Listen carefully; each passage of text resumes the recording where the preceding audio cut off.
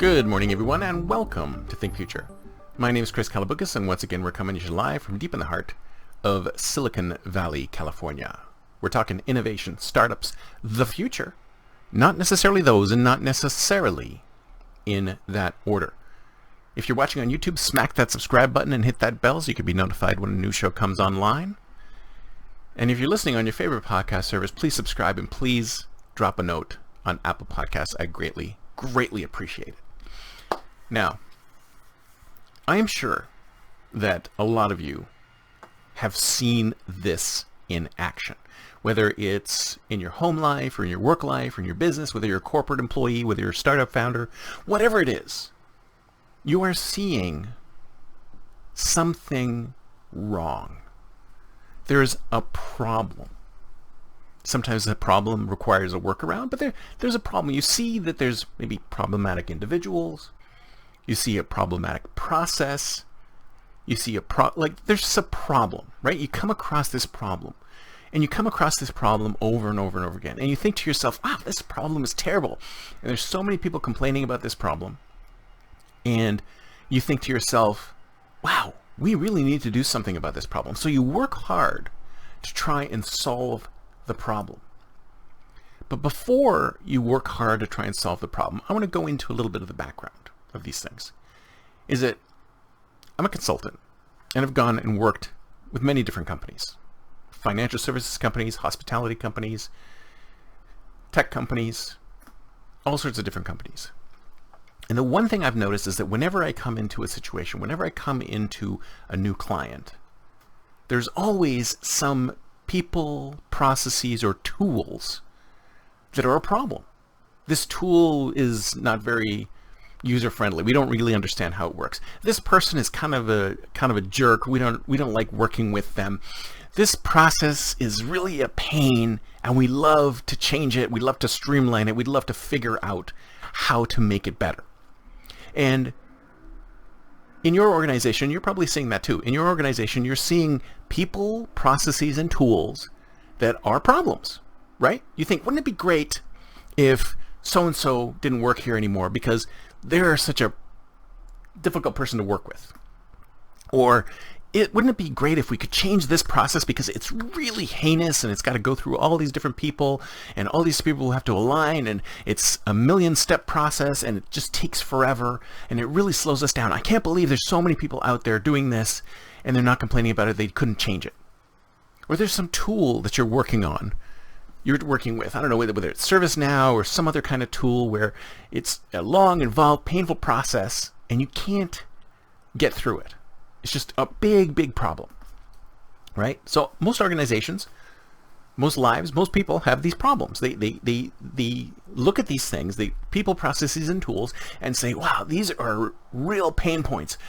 We should change them. And I can't understand why we're doing it this way. And then you try to solve the problem. You try to fix the problem. You try to do something about the person. You try to do something about the process. You try to do something about the tools. You try to bring in a new tool. You get pushback. We're like, wait a second.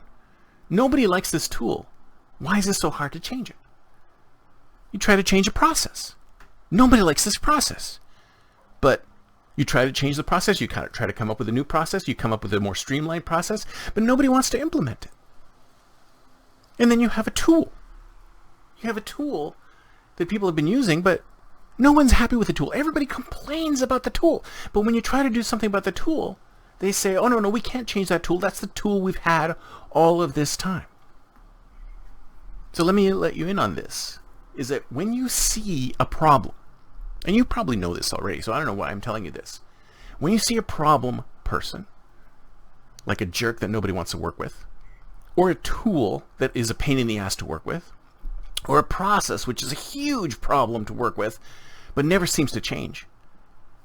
All of these times when you see a problem, when you see a ingrained problem, and you come in and try and change it, if it doesn't change easily, if it can't be changed swiftly, if you run up against any kind of friction when trying to change this particular person, process, or tool, if you come up against any of that, you have to understand that someone somewhere within that organization likes it exactly the way it is.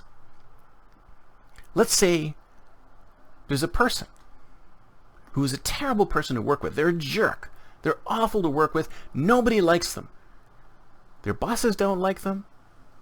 Their employees don't like them. Their peers don't like them. But for some reason, they tend to be there year after year after year. They never get fired. They never get let go. They never get laid off.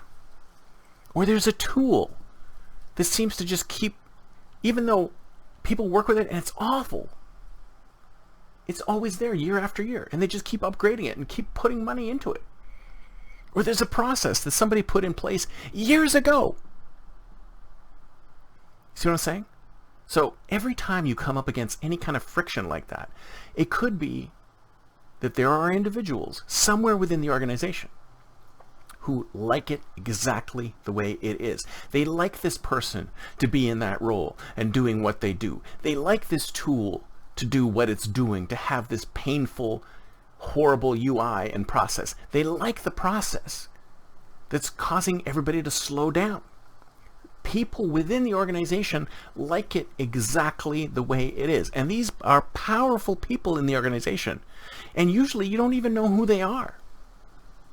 But they're the ones who are arresting change within the organization. Because if anything, you're there to solve problems. You're there to make things better. You're there to improve things.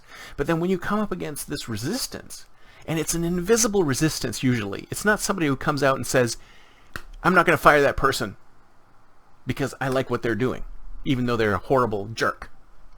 You see what I'm saying? So when you see that kind of thing, a lot of times you can't fight against it because it's an invisible enemy. There are people within the organization who want it to be like that. They want it like that. And unless you can identify the people who want it like that and do something about the people who want it like that, then there is no way you're going to be able to change that person, process, or tool within that organization. If you could figure it out, if you could do some investigative work, put your Sherlock Holmes cap on and do some investigative work and figure out who it is who likes it the way it is, who in power likes it the way it is, then that goes a long way for you to determine whether or not it is even possible to change this person, product, or tool. Because it's entirely possible. This person, process, or tool, they want it just like that. That's it for me for today. See you next time, and until then, don't forget to think future.